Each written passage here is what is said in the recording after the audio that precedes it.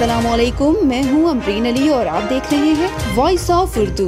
नाज़रीन, अमेरिका की जानिब से पाकिस्तान को मॉडर्ना वैक्सीन की 30 लाख इजाफी खुराकों का अतिया। कोरोना वायरस से बचाव के लिए अमरीकी हुकूमत का पाकिस्तान से इश्तिराक। वैक्सीन की खुराकें पाकिस्तानी हुकाम के हवाले कर दी गयी। अमरीकी हुकूमत जान बचाने वाली इंसदादे कोविड-19 वैक्सीन की 30 लाख खुराकों पर मुश्तमिल पाकिस्तानी अवाम में तकसीम करने के लिए आज हुकूमत हवाले कर दी है।